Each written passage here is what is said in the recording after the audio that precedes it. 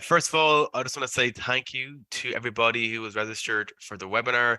It's fantastic to see the incredible interest in sustainability on productions. I don't think I've ever had a webinar for SPY or the Broadcasting Sustainability Network where 96 have signed up. So I think it's a real sign of the interest, the enthusiasm, and momentum that's building on sustainability in productions in Ireland at the moment. A big thank you to our panelists and chair, Alex, Dara, Max, and Stan. They will guide us through communicating sustainability on sets from their own experiences as both crew, sustainability advisors, managers, officials, and producer. And I am going to disappear for the next half an hour.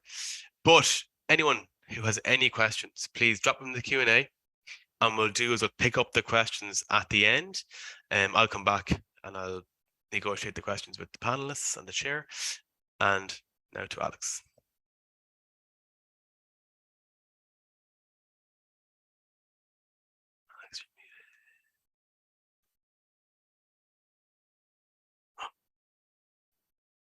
Alex, you're mute. Apologies, everybody. Classic Zoom error.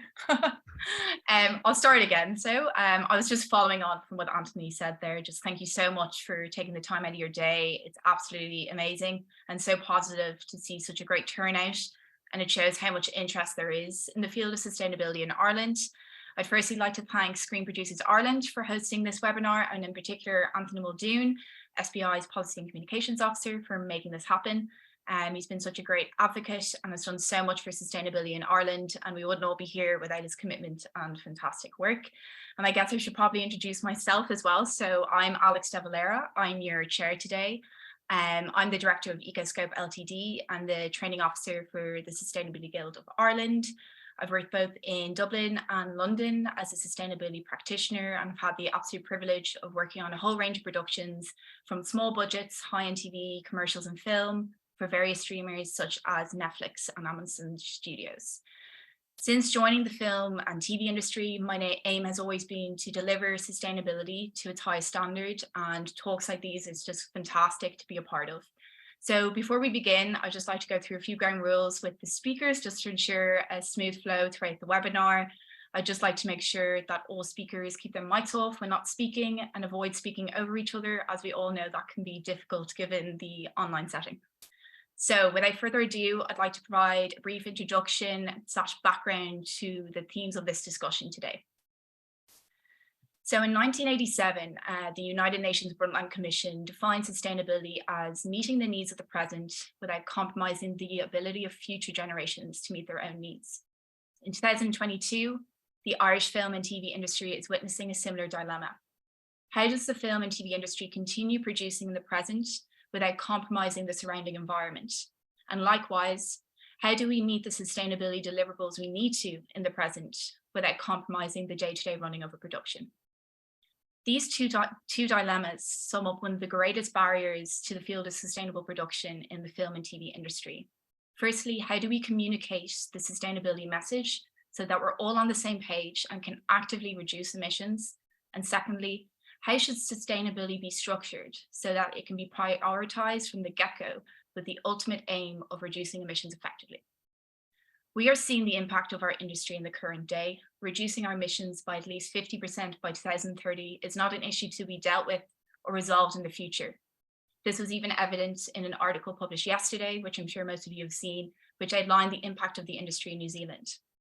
However, despite this, it must be recognised and noted that in the last year, we've made huge strides in Ireland, ranging from introducing HVO to the industry, which is a hydrotreated vegetable oil, which is a drop-in diesel replacement that reduces emissions by up to 90%.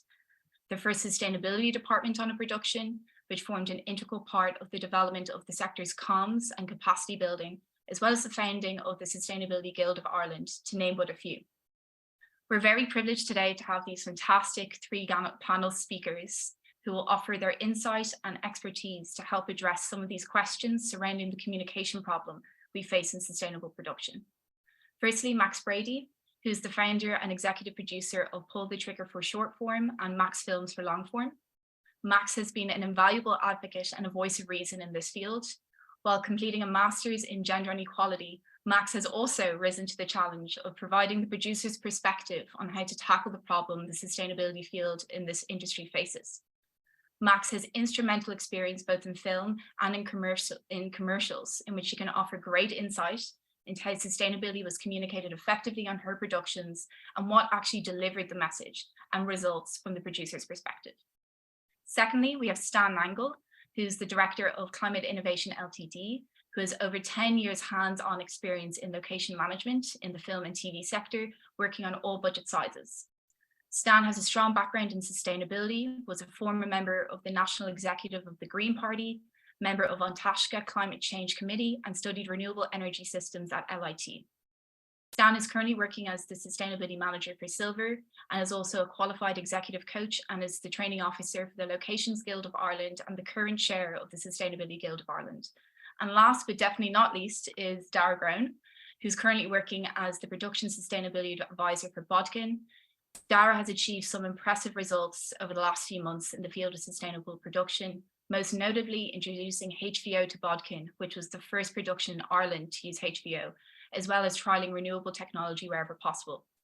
Dara has received training from GreenSpark and Albert, advice on funded shorts, and has continually broken down barriers he's faced and created new benchmarks for the industry to follow suit. So here today, we have a producer's voice, the voice of an experienced location manager who moved into the field of sustainable production, as well as a voice of an on-the-ground practitioner to discuss the following 4 themes. So we have the importance of crew buy-in and addressing sustainability in pre-production, best practice/advice from sustainability practitioners and producers, and the importance of constant communication throughout production. These 4 themes cannot be underestimated. Like all policy measures, the earlier they are discussed, approved from the top and implemented and communicated, the more likely they will achieve positive results. We have the transferable model of how the industry tackled the pandemic and overcame the barriers it presented. And this is testament to who film and TV people are. We are natural problem solvers and creators. We are given a script and somehow make a film. Because of this, we are equipped to find both practical and creative solutions to the issue of getting the sustainability message across from pre-production to wrap. With sustainability becoming a requirement of funding across both national and international funders, it is imperative that sustainability is approached in the right manner and that we explore solutions to this communication issue we are facing. Once we start working collaboratively together for a common goal, move away from the idea that producing a film can't coincide with the sustainability deliverables the industry needs to meet, and take on board the dialectical perspectives of the producer, crew, and sustainability practitioner, I'm confident that a solution can be found. So without further ado, it'd be great to, because time is definitely not of the essence, jump into our first theme, which is the importance of crew buy-in. And it'd be great to pose a question to the panel at this stage. So I'll probably start with Stan for this one. So from your experience, Stan, what is the relationship between crew buy-in and achieving positive sustainability outcomes from your experience, and to what extent is effective communication a key factor?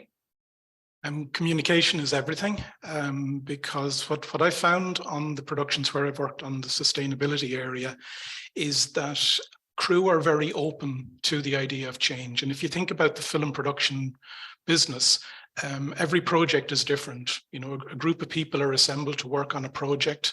The parameters are set, the objectives, based on the script and the director's vision.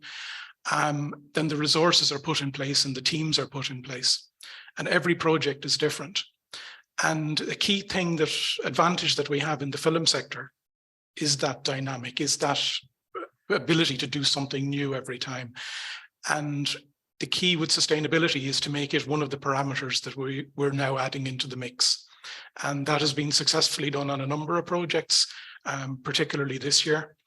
And it all comes down to how we engage the crew, and that goes from top to bottom, from producers right on down, in the detail of how we go about it. Because a key part of all of this is that the micro work, the detail work, is done within the individual departments. And to get the buy-in of the crew, the HODs and their teams, to look at how they do their job in a different way. And if you think about where the emissions are on a production. There's a whole range of them, from generators to trucks. But just as an example, one that people may not think of is the props runaround. Props runaround van is one of the significant users of diesel on a production. And if we can get the buy-in from the props team, the props runaround driver, the props master, the props buyers, to think about how that can be managed in their day-to-day work. So we have to get the buy-in from the teams, and then on the ground they apply that in the production in ways that are individual to their departments and how they do their work, that allows them to do their bit on the ground. Yes, no, I think that insight is really important. And as you said, communication is everything. And from Max, from your experience, how do you think the role of the producer can help engage crew and have a positive impact on sustainability? And do you see how issues could arise if sustainability is dependent on a bottom-top approach, i.e. that the success of sustainability measures is dependent on entirely on crew buy-in? Yeah, thanks, Alex, for the introduction. You made me sound far more important and intelligent than I am. But I think the biggest thing that I would back up a lot of what Stan has said there. But what I think is really important is that if you're not leading by example, then you're not going to get the buy-in. And I come back to, I look at this all the time, that sustainability has become something that we're all now starting to look at. It's become a bit buzzy and everybody's talking about it and it's a hot topic. I look at it very much the way we looked at COVID. We were incredibly agile as an industry when COVID hit us and the pandemic hit us, and we pivoted really quickly and really, really efficiently, particularly in Ireland, in order to be able to deal with the pandemic and to be able to work our way through it. And I think this is a similar type of thing.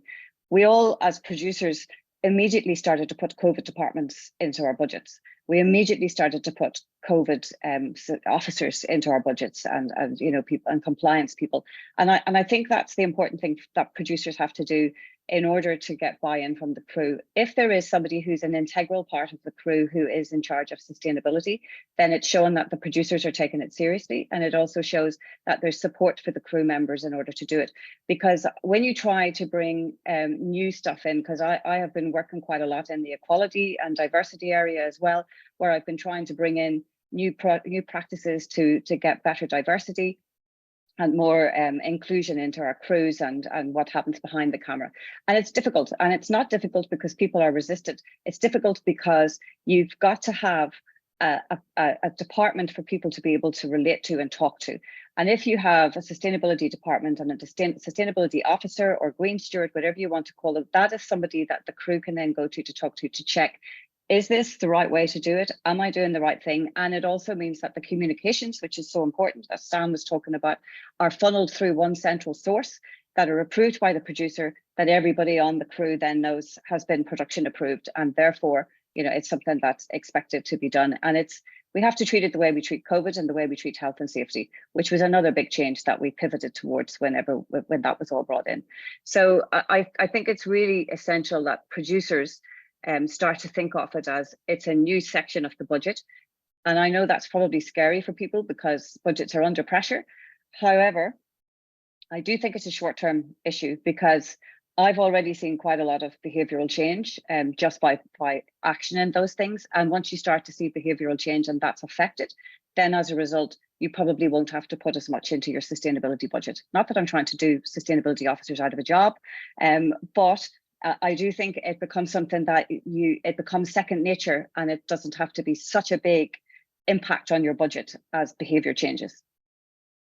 Completely. That is so valuable. And I think the producer's perspective in this, and especially talking about the budget, is really important because it is also a question of resources.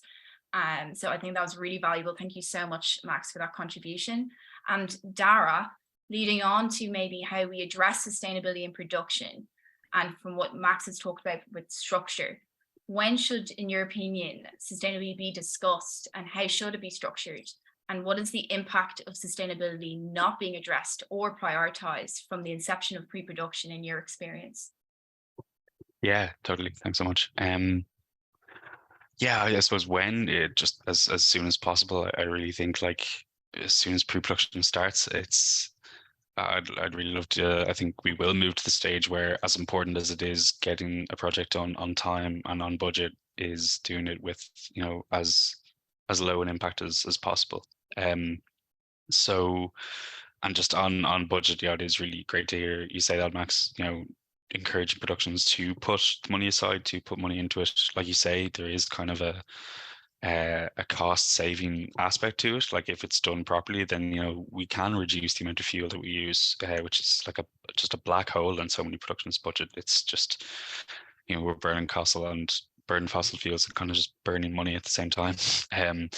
So the more time that, say for example, whether it's a dedicated production sustainability advisor or just the person who's in charge of it on a production, the more time they have to troubleshoot, to kind of identify the problem areas.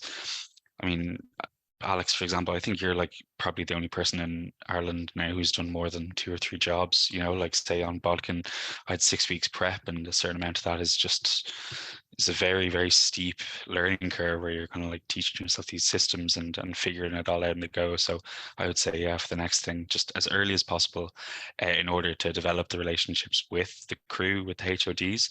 And if it's a case that the production doesn't have lots of money set aside for stuff, the less money you have dedicated to it, the more time you need to figure out ways to do it on the cheap. You mentioned like the HVO and the hybrid battery trial that we had. We did 2 weeks of the shoot when we were running our unit base on a hybrid generator. So I'd say it cut down generator runtime by about a third on average, but we had some days where 3/4 of our day, we were running off a battery. And getting all of that done was, it was kind of a marginal cost to the production in the end, but it took time to find the suppliers, to develop the relationships, to get the facilities team on board, to get the relevant departments on board. So yeah, I think that's the answer, just as soon as possible. And in terms of structure, yeah, like we've said, whether it is a dedicated sustainability advisor or someone within the production team itself, I think as whether there's a separate environment department, like the production and whoever's in charge of doing it just need to be as one, just constantly kept in the loop of what's going on, so they can troubleshoot and find other things. And yeah, like it's when communication dips or there hasn't been enough time, when things slip through the cracks. I mean, for example, not on this production but another one, there was we were looking at hoping to get a battery, like a large battery that would be able to power our standby trucks entirely. But at a glance, to rent the battery on a Jeep looked like it was going to be more expensive. It turned out it wasn't. In the end, we had to go with using like 3 generators dropped at different sites. So things are always going to slip through the cracks. But like the more time that the more integrated I think they are, the better the communication, and the more time. Yeah, that's how we're going to do it. No, I think, yeah, that's entirely valuable what you said there. And like and I think the room probably really heard there is, the later you're in, the more opportunity you're missing. And it'd be great to hear from Max's perspective, from the producer's perspective as well, is like what can be done and what ways can that loss of opportunity be avoided? Well, I think the first thing is, it's what I've come to learn is it's absolutely not a role that can be shoved onto production, because that's what we tend to do. It tends to be you need to have a dedicated person to do it. The level of paperwork and preparation and the research that needs to be done and the figuring out of issues, that we deal with on a regular basis, that it's actually, because it's a new discipline in some respects, it's actually a bit tricky to push that onto producers who are very good at figuring out those type of challenges that we all face on a daily basis. But if you're using all of your brain capacity on figuring out what you're going to do because your cast actually isn't available on the days that they said they were going to be available, and all those little things, those curveballs that are thrown at us on a daily basis, you don't have the brain capacity to also deal with this issue, which is the sustainability. The paperwork that's involved in it, if you're going for Albert certification, or if it's short form if you're going for Ad Green or any of the other certification, is actually pretty pretty laborious right now. And there's no point in saying that it isn't, because it is. And it takes a lot of time, and it means somebody needs to be dedicated towards it, working in conjunction with and integrally with the accounts department to extrapolate the data, to make sure that you're putting all that information in, all of which will eventually, when we start collating that data in Ireland, will eventually lead us to a position where we'll be able to market Ireland as a more sustainable market for networks and studios to come and work in. And on that basis, the other thing that I think is a risk that we take by not engaging in this process and engaging in it quickly is that I've seen quite a lot of land grabbing going on by big international consultancy companies that want to come in and do the sustainability. That's a loss of income for all of us. It's also I find that it's, when I look at what I do with international partners, we are far ahead in Ireland in terms of our sustainability compared to other big markets, or bigger markets than we are. And really and truly, we should be stepping forward into that space, because it's a good opportunity, because all the studios and the networks and a lot of the advertisers in the short form area all want to now be seen as sustainable and doing sustainable productions. So we have an opportunity here to actually step forward and to take the lead on it on an international basis. And I think we should be trying to do that. But that does take investment from production to allow for a department and a specific person who's given the time in advance and comes on board very early in the production. I would say even a little bit in pre-pro, in order to be able to set things up. And when you're a producer, you should be putting it into your budget. And we all know that budgets move around, so areas can be moved here and moved there, but it should be in the budget way before we engage any crew or book any crew. Yeah, completely hear the points you've made there, especially in terms of how to avoid that loss of opportunity and the implications of not being in early enough and not having a dedicated sustainability practitioner, and that there's actual vulnerability there. So thank you so much for that contribution, Max. Now I think it'd be great to follow on from that and talk about best practice and advice from practitioners and producers. So Stan, following on even just from what Max just said there, what would be your top recommendations to ensure that the message is getting across as a practitioner?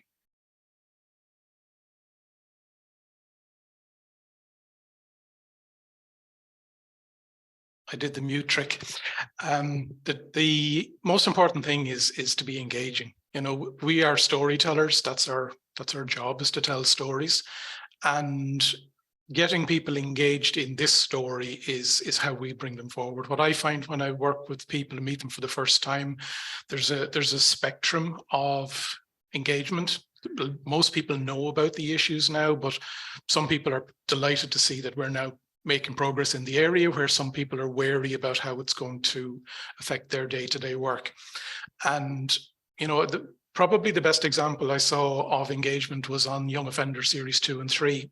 Sharon Cronin and Sasha Dillon really pushed out the boat on the engagement side of things with ongoing competitions, and created a whole buzz around the area of sustainability, which really added to the momentum on that project, and that project was the first Irish production to get certified by Albert. And that opened my eyes to the whole area of engagement, because I'm more nuts and bolts and, you know, focus on the diesel and focus on the tangible things. But the way they approached it from an engagement point of view is something I really learned from. And the second big one is to be consistent.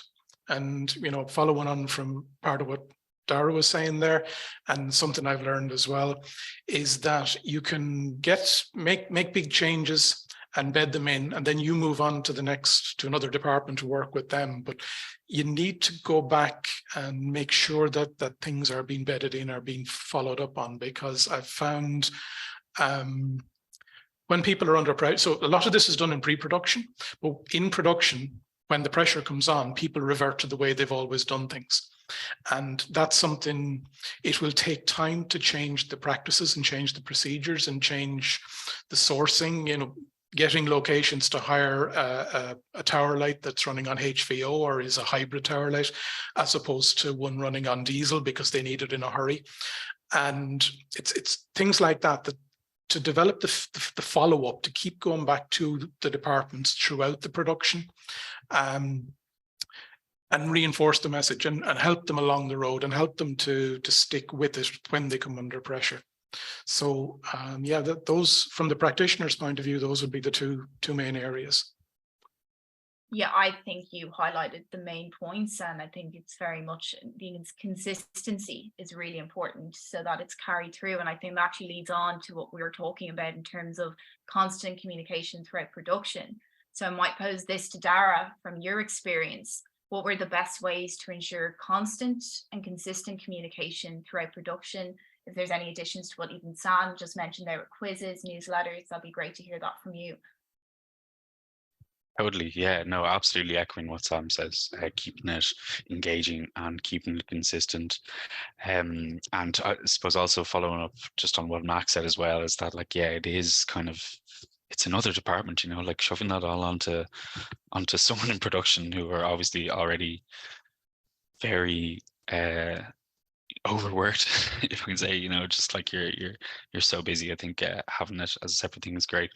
I think what's really important is like developing good relationships with whether it's the HOD or having like a designated person that you can go to within a department to talk to about sustainable or environmental issues. So like in the beginning, you know, when I was meeting with people at the start and in prep, and some of them I didn't get to until production, it's just about saying like, look, this is what we require on this production. You know, these are the things that like we'd like to do, and we'd like to be ambitious about it. But, you know, obviously there's different factors and things at play.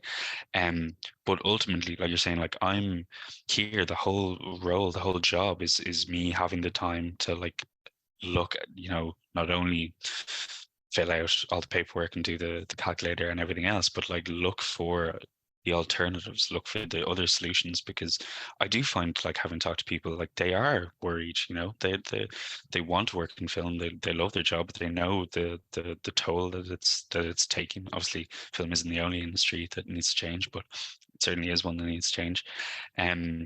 So yeah, just developing those relationships, you know, having it be a reciprocal thing of, you know, like me requiring certain stuff from them, but then knowing that I'm an asset to them, you know, someone that can help them, and not just like, you know, the green police coming to wag their finger if they put something in the wrong bin.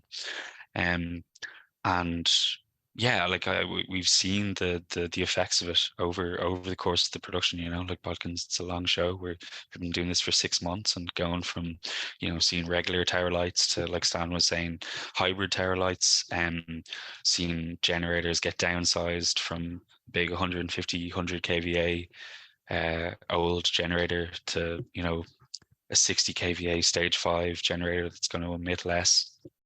And I suppose the other thing, maybe it's a little bit outside the remit, but just on developing good relationships, it's developing good relationships with suppliers as well. Crew are also obviously such a big part of it, but like suppliers are kind of maybe not thought of as much about it. And encouraging crew to reach out to those suppliers, because, you know, like getting a phone call from me to some generator company or someone else who's never heard of me before, but like, if you know, to locations, facilities, everyone else, they've all been working with the same people for quite a long time and have built up good working relationships, and encouraging them to say to them, look, at this is what's required, this is the change that the production is looking for, and, you know, I want to keep working with you, we need you to come along with us. So yeah, I'd say that's kind of the main thing, you know, just No, keeping those yeah, relationships definitely. strong. I think the point you made about developing relationships, and especially with suppliers, because the suppliers are our bread and butter, really. Crew are fantastic, obviously, and we need their buy-in, but suppliers is where real change can happen too. And again, it's a question of resources and time, and how sustainability is structured. So I really think the points you've made there are so valuable. And I guess time is definitely not of the essence, guys. So I think I think all of us should hear definitely would be from Max and Stan, talking about what does the sustainability practitioner need from producers and crew to ensure that the message is constantly getting across. Maybe Stan, would you like to jump on that question? Yeah, I mean, the big one the producers are key to the whole thing. I've worked on 2 jobs in a formal sustainability role. On the first job was for Blinder Films, and Katie Holly and Evan Horn, right from the get-go, they stood up and said this is something they wanted to see happen. And at the production meeting, I gave a talk to all the HODs about what we were going to do on sustainability, and I sat down, and then Katie stood up and she took it even farther than I had, and that set the tone for the whole production. And the same on Silver. David McLaughlin and Liam Ryan have made it a priority with all the HODs from the get-go that this was something they wanted to see happen. And they backed that up by putting the resources in to have the first full sustainability, to have sustainability as a department on a crew. And that set the tone, and that got the buy-in. And some meetings with some HODs who were going to have to make big changes, and Liam sat in on those meetings and made it clear that what we were asking for was what he wanted to see happen, and helped with solving some of the problems. But once that is there, then the crew know that the resources are there, because that's always the big one on any production. When we come together to make a production, we're told what the deliverables are, and these are how the resources are going to be allocated. And I found that once crew see that there are resources for this, then they see that it's important. They now know that it's something.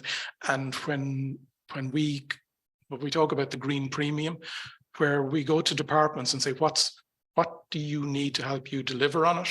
And then we help them with the producer or the production manager to get the budget for to try the new technologies, as Dara did with the hybrids. So that's really the key to it, is that it is seen from coming from on high. Exactly. And again, the question of resources and developing relationships, the time, and embedding that with crew is so important.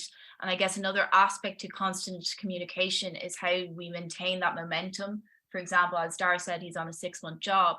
So for Max, it'd be great to maybe hear from you in terms of what would you recommend are the best ways from the producer that they can help the sustainability practitioner maintain that momentum throughout a production? Well, I mean, I suppose I'll give us an example. I mean, I back up everything that, second everything that Stan and Dara have just said, and yourself, Alex. But the last 2 productions, which were commercials that we did and pulled the trigger, we noticed, and Alex, you were obviously the sustainability officer on those jobs. But what I noticed was the biggest change was to have the sustainability officer on the set, right? So you did all the communications beforehand. We did everything on our production app. We sent out the green memos. We told everybody this is what we want, this is how we want to do it. But being on the set and talking as a producer to the HODs, and also the sustainability officer being on the set and being able to talk to people. And some of it was police in the bins, I'm sorry to say. But police in the bins is a small step. And when you've policed the bins and everybody gets used to that, then they're very happy to take the next step, and the step after that, and the step after that. And sometimes I think we try to change things too quickly, too fast, and it becomes overwhelming for people, because it is hard to change your behavior. Like, we've all been working in this business for a long time, a lot of us, and it's very hard to change your behavior automatically overnight. So so take the small steps as a positive thing, and then move to the next one would be one thing that I would say is important. But we did notice a huge difference on a 3-day job that we did. We noticed a huge increase in the amount of behavioral change in everybody, in all the crew and the suppliers, over the 3 days. So the first day we only had 50% in terms of recycling and composting. The next day was 75%. And by the time we got to day 3, it was over 80%. So, that's a big change. And that was all taken away then to the next set, where people started to behave in a different way and pass it on to other people. And a lot of the HODs actually approached me to say, why are you doing this? And when you explained why you were doing it, and you explained that it wasn't just me being, with my latest hobby horse, when you explained to them that, look, this is really important for these reasons, you know, and it's ultimately we have to make change. Everybody went, okay, I get it. Right. And then they would go off. Some of them went off and spoke to suppliers like generator suppliers and camera suppliers and rental houses to say, productions are now starting to look at this. How can I help you to get your house in order? So it's a communal thing, and it's important that production are involved in it to begin with, and it's important that sustainability is set up as a department and that we resource it correctly. But what's also important is that you empower the crew to be able to carry the message forward and carry it through to everybody else. And when you empower people, that's when you start to see big change happening. Thank you so much for that, Max. That's hugely valuable, especially insight on measuring soft data, because I feel like in sustainability, we're very concerned with hard data, and waste management is a great indicator of crew engagement. And the fact that you could see that over a short period is fantastic. So I think that contribution was really great. I'd say now we're looking at doing Q&A session. If that's all right, Anthony, if you want to jump on. And thank you so much, Ben, Max, Stan, and Dara. That was fantastic to hear your insights and expertise. Hi, there's two questions in from the audience, guys. I have a question, but I might do the audience questions first, and then I'll throw my clanger in at the end, if that's okay. Excellent. So we've two questions in. The first question is, what is the panel's view on the Albert certification? That's the question. So yeah, I don't know who wants to go first. Do you want to go first, Alex? Since you haven't really, you've only chaired it. You caught me. Albert certification, and the calculator is by far one of the most advanced in sustainable production. It's relatively user-friendly, and the fact that there is an accountability process is hugely beneficial, because it holds crew and sustainability departments and producers accountable to their actions and how they carry out filming. With all systems, however, I think as time goes on and we look at especially new developments such as sustainability, I think we all need to be very open to recommending suggestions to changing certain aspects, but that's with every single system I've come across. I've used Albert a number of times, and after using it a good few times, you do become well accustomed to it. But again, I guess it's about echoing the point that you need to prioritize sustainability from the beginning to get the most out of Albert, and use them as a resource as well when you are on a job using the calculator and the carbon action plan, because the service is fantastic as well. So yeah, that'll be kind of my insight on Albert. I don't know if anyone else wants to chime in, but go ahead if you'd like. Max, yeah. Well, we did it. Alex and I did it on our movie this summer, and I find it very overwhelming to look at the calculator. Alex is a better person than I am, a better woman than I am, because I find it overwhelming. Which is why I think it's important that you have somebody who can do it for you. My main issue with Albert, and I'm going to throw it out here, and Alex is well aware that this is my position. My issue is that when you do Albert, the offset doesn't come back to the country. And I think as an industry, if we all start to work towards sustainable productions, we can all then push that the offset should be in this country, and not buying trees in the UK and planting trees in the UK. And if we can't do it here, if we can't come up with a sustainability offset program here, such as bog sustainability or rewilding, then it should go to a rainforest, something that is quicker, faster, and has a bigger impact than planting a tree that's going to take 30 to 40 years on an island that we are never going to benefit from. It should go into the local economy, it should go into the local sustainability efforts, or it should go into something that really assists globally. That's my only issue with Albert. I'm quite happy to do it. I think it's a great program. I think it's brilliant for all of the productions to get the certification, but the offset should not be leaving the country. Can I actually just come in on that particular issue, because that was a discussion that we had a year and a half ago, when creative offset was offered initially in Ireland, a discussion between the Screen Greening Coalition which is RTE, TG Gahar, Screen Pictures Ireland, Screen Ireland to BAI, and Virgin Media Television. And Albert was around that very thing, Max. But to be honest with you, it got kicked to the side because of COVID and because of other Albert-related issues we have to find a way through. But that's definitely something on the agenda for if and when the new contract with Albert is signed in Ireland. The creative offsets and an Irish base for those, definitely high on the agenda for that discussion. I'm going to kick on to the next questions, guys. We've got 3 more. That's all right. So this one is an interesting one, and I do not know the answer to it. So basically, given that we're an island, how do you deal with the challenges of international production where there's a heavy reliance on flights, the means of travel, and in particular the difficulties of A-list cast who have contractual private jet travel? Perhaps there's no answer, but let's just have a discussion about it. And since Alex and Max came in the last question, I might bring in Stan and Dara on this one, if that's okay. Yeah, definitely. I think, say like on Balkan, we didn't have any private jets, which was great. Hopefully, I don't like say maybe Max would know more about this. I've never produced anything, but I don't know if that is like, I know it's a contractual thing, but like if it's a case where it could be negotiated with the cast, I think sometimes there's maybe a nervousness around cast in particular. Bigger names, as if bigger names don't want like are exempt or anything else like that. Where I think certainly the case on this one, on Balkan anyway, is that we've cast making like an excellent effort, being really conscious and very much talking to and wanting to recycle and separate waste. And the Isle of Nation thing, though, as opposed to, I think it's just being mindful of it. Like we're not going to build a land bridge to the States, but I think just being mindful, cutting down where you can, flying, economy obviously making a bigger difference than business or first class.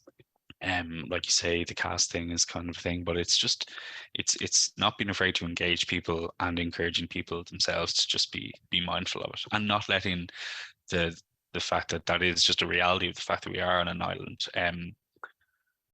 let us sort of get away with it, or just kind of it's just not something we can really think about. It's being conscious of it and thinking about when we fly and what we fly for. Thanks, Tara. Stan? There is a campaign among actors for a green rider on contracts where it works both ways, as they put an onus on the producer to do more green stuff, and in return they push the agenda as well. At the end of the day, I mean, again, I would agree with Dara. Max is probably better able to speak to how to bring actors along the road. But there's a huge amount of waste in the film industry in terms of emissions that we can design out first before we ever get to addressing individual issues like one actor's on a private jet, which is horrendous waste, but there's an awful lot more we can deal with. So I think there would need to be a long-term strategy about how to deal with it. I don't think that will come from Ireland. I think it's actually going to take culture change in Hollywood to drive that agenda and get the actors on board. And there are a number of high-profile actors pushing that agenda in the USA, and Kelly Campbell is pushing that agenda with actors in Ireland. So it is coming. It is something we need to pay attention to, but there's a lot of big wins we can have before we get to that. Fair enough. Max, I might come back to you on the next question, if you don't mind, which is, how important is buy-in from directors? Okay, are there any directors on this panel? Anybody in there? I mean, look, directors are directors. It's a bit like cast. It's dependent on personality. It's dependent on who their agent is. It's dependent on how important they think they are, and then how that importance is translated. I find most of them talk the talk but don't do the walk. But that's often the case with directors. And I say that as somebody who's been working with directors for over 25 years, some of which have been joys and some of which have been my worst nightmares ever. So, you know, I think it's up to production to also say the same thing to directors. You know, if the cast are buying in and if the crew are buying in, you also have to lead this. You know, you can't be the one person who doesn't have to lead it. You must lead by example. And I think that really comes down to what your relationship is with that director, or what your relationship is with the director's agent or the production company that you're co-producing with.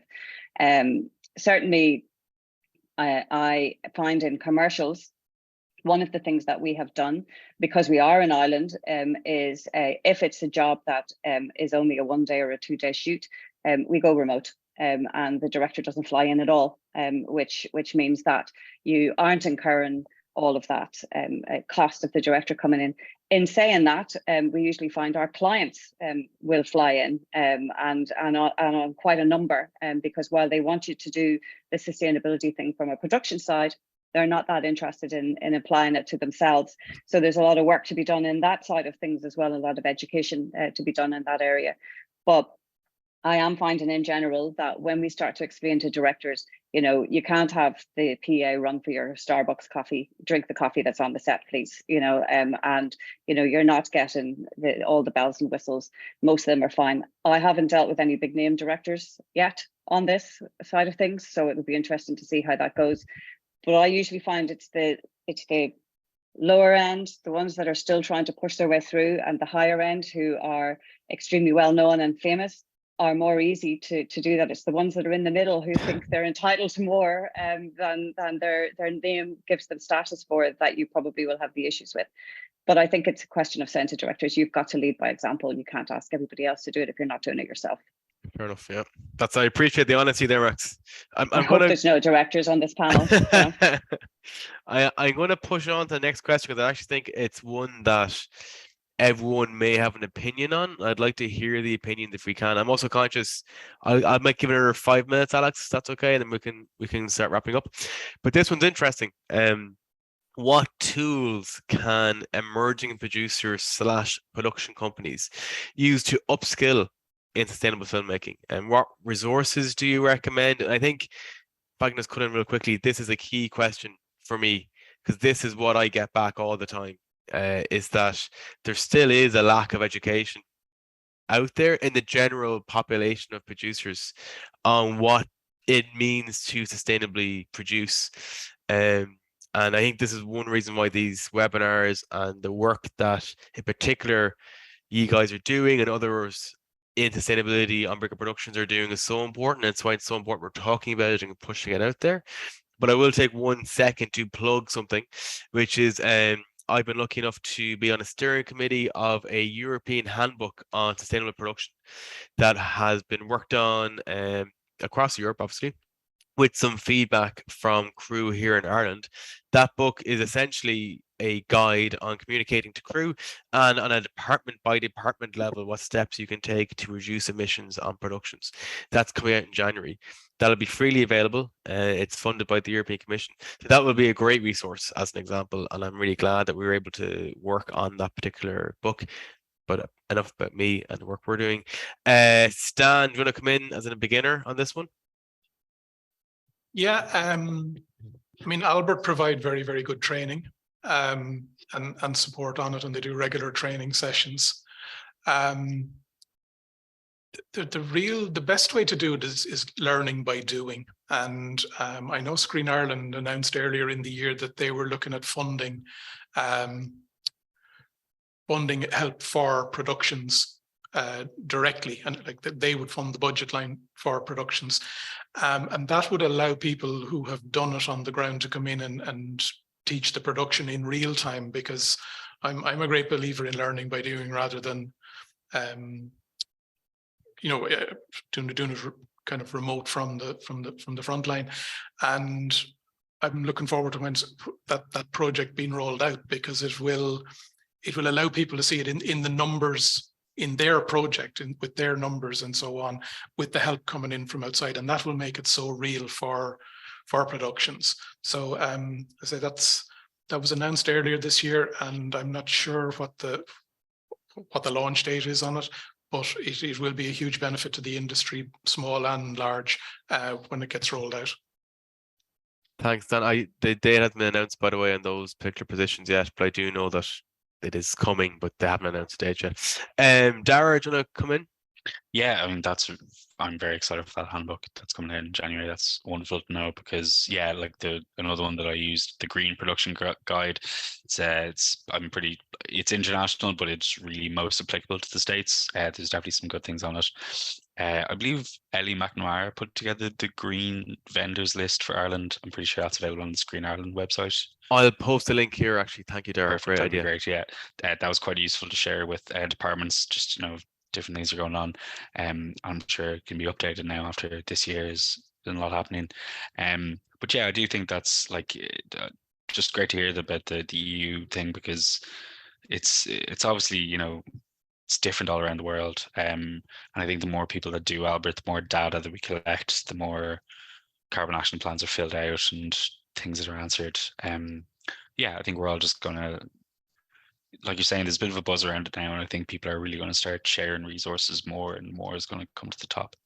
I'm looking forward to it.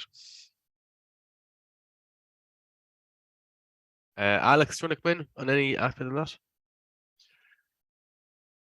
Yeah, I think what's been said is really valuable. I was going to, recommending Albert Green Production Guide, and that's fantastic to hear about the handbook as well.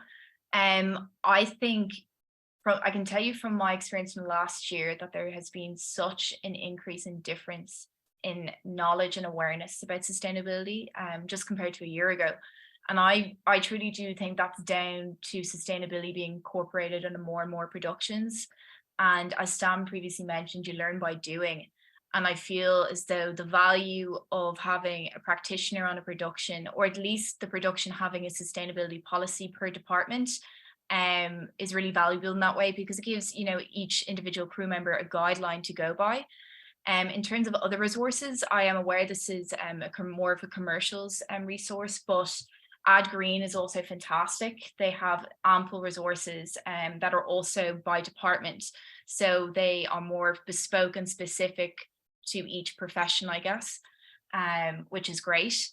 And then I guess another thing I would say is just what it's so important as well is to have webinars like this, really, and just improving our level of communication. And I think that is basically what this webinar is about.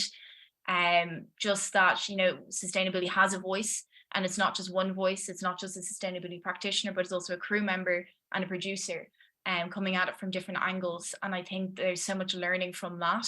So it'd be great to see more of talks like this, and even more across the board training would be fantastic.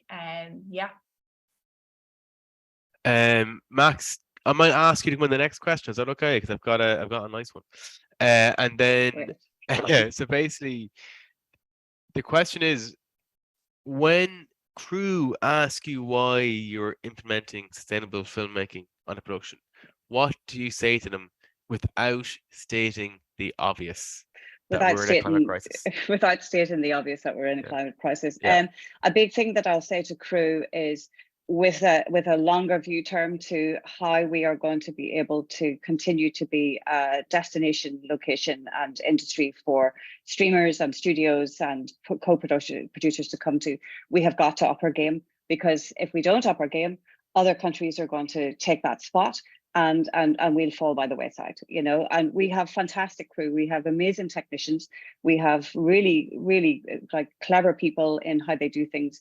They're the best technicians in the world. I've worked all over the world. I've worked in pretty much every continent, and I've experienced crew from everywhere. Irish crew are the best crew in the world. And when you tell them that's your faith in them, and that we have got to take our space on that global platform of sustainability, and it's not just about a hobby horse or climate change, it's also about future-proofing the industry to a certain extent to ensure that we can continue, then a lot of crew go, got it, understand, we keep moving forward. I'd amplify a lot of what the three guys said there about the last question. The other thing I would say for tools for producers, particularly people coming through the system, is to talk to other producers, because the more information we share, Even if it's something like, you need 5 desks, that you get them from somebody who's just finished with 5 desks instead of them going into landfill or going to a charity shop or whatever. The more we talk to each other and share resources, and I know Alex and Glon are working on something like that. I've been talking to them about as well, where you centralize certain amounts of kit so that nobody goes out and buys it again, that you can keep taking it from a centralized source, so it reduces the cost and reduces the carbon footprint. And if we all do that, and if we all talk to each other, then information is power. You empower people, and we start to move forward. Thanks, Max. So I'm going to be rude, guys. Move on to the last question because I'm conscious we're tight on time. So basically, this is coming in from Tom Dowling, who's working on Hammer Lake Studios. But he's making a point around what he's perceiving as a low-hanging fruit that we haven't really tackled yet, making a point around the use of plastic water bottles on productions, incentivizing people not to use high-emitting petrol or diesel cars. So basically finding a way to make it a fair rate for everyone who's in a car, but not those on let's say a 1.6, 1.8, 2-liter car. And then looking even at the infrastructure that we have. So if productions are hiring production offices that are very poorly insulated or got very poor heating systems, that we're kind of doubling down on the high emissions. I'm just wondering, I suppose, what people think of that particular point, and then we're going to have to wrap up because I am conscious it's nearly 2 o'clock. I'll take 2 of those, that's all right. And just very quickly on what Max said, at the idea of sharing other stuff, we are wrapping up on Balkan soon. I'm going to put my email address, and if anyone is going on to a production and is looking for things that we might have, then please do get in touch. So the water bottles, yeah, it's definitely a big one, and I think it's one that we have seen a change on. I mean, like, it's just we have reusable water bottles on set, but you do see the odd bottles coming up, cropping up. So I think it's just keeping consistent and just reminding people that no one's above it. If Cast wants sparkling water, get a soda stream. Like it's like you say, it's low hanging fruit. I think we've moved on as an industry, and we are moving on, and to just be consistent with it. And the production office space, yeah, is a huge one. Yeah, I think I don't know, I'm not fully up to date in the government retrofitting scheme and how quickly that's going to come in and who might be able to benefit from it. But looking into that for sure, getting in touch with, like you're saying, the suppliers, our studios, saying, Tom, you're doing Hammer Lake. So getting in touch with the other studios and just encouraging them to look into these options. The Bavarian Film Studio, I think it's called, over in Germany, it's like a foundations of a 16th century castle, not well known for their insulation, and they completely retrofitted it, and it's run on a biofuel boiler down the base, and I think it was one of the first, if not 100% renewable, then just incredibly low emitting studios in Europe. The Germans are doing great things. They're looking at banning diesel generators as well. So yeah, I think it's looking at our spaces and holding people to task, asking them to change them. Yeah, thank you, Dara. I'm very, very conscious of time, guys. I might wrap it if that's okay. I will say, Sai-san, do you want to come in? Just one quick one. Yeah. Someone asked earlier about the merits of the Albert carbon calculator. And one of the important things about it is it gets us to focus in on where the emissions are occurring. And when we know when they're occurring, then we can address them. So the points Tom makes are very good points. And it's when you get down into the accounts on a job, as when you're doing Albert, that's where you see where the opportunities are. And then, as Max said, the next thing we need to do is share that knowledge, share that learning. And an example briefly is HVO. So Dara was the first person in the country to use HVO on a production. Then we used it on Silver, and then they used Maria Hingerty and Sam used it on Irish Wish. We only ran generators and tower lights on HVO, but we deliberately didn't push it onto anything else. We said, let's get this right. Let's make sure it works. We had backups. Everyone was confident. The producers, everyone was happy. But those 3 jobs proved that it worked. So now the doll factory, Sharon Cronin and Sasha Dillon, are running their transport and their trucks on HVO as well as the generators. So we've come from 6 or 8 months ago, no one having used HVO, to now we've got it to everybody. And to follow up on Tom's point, the next area we need to look at is how can we get crew with diesel cars be able to get them access to HVO, because it's not available at retail. But that all came from Albert. When we dug in, saw where a problem was, found a way to solve it, solved a little bit more, and then built the momentum. And that's how we'll do it going forward. That's brilliant, Stan. Sorry, Alex, you want to come in there? Thanks, Stan. I promise you I won't be too long. Just following on from Tom's point there, I actually think that's exactly what this discussion is about. It's about communication. And if there's any time where you find that you've noticed these things, please do contact. I'm sure Stan and Dara and even Max probably as well would be open to having discussions about this, because what I've been finding with, for example, water, was that I had the opportunity with Max to resolve that, in which the sustainability department took over distribution of water so that single-use plastic was completely eliminated. So it's things like that where we can work together and communicate, and then we can come up with a solution that works for everyone and actually reduces emissions. That was my last point. I'll let you finish now. Thanks, Alex. Listen, first thing I want to say is thank you to the audience who have hung in there through our discussion. I really appreciate the high retention rate, which I think is fantastic. Second thing to say is that we're having our next webinar, next Thursday at 1 o'clock. It is going to be focused on power and location. Stan, on my left, is going to chair it, and we have Rupert, Paul Cullen, and Maria Hinkerty in it. In the chat box, you will see links to the Renewable Company Directory from Screen Ireland, a series of case studies that Screen Ireland have on the website for various productions in the last number of years. Also, Dara's email address in terms of secondhand furniture and whatnot from Balkan for any producers or crew who are looking to crew up. Lastly, I was going to say thank you so much to Alex for excellent experience in chairing. I thought you did a great job. And to Stan, Max, all the way from Berlin, and Dara for participating. I really, really appreciate the time and effort you've taken. I think this is the kind of thing we need to be doing on a more regular basis. I genuinely think thanks to the work of so many, the momentum behind sustainable production methods is really, really increasing. And I really want to maintain it as best we can. So thank you to everybody. This has been recorded. I'll start out the video in a couple of days. Good luck. Thanks, guys.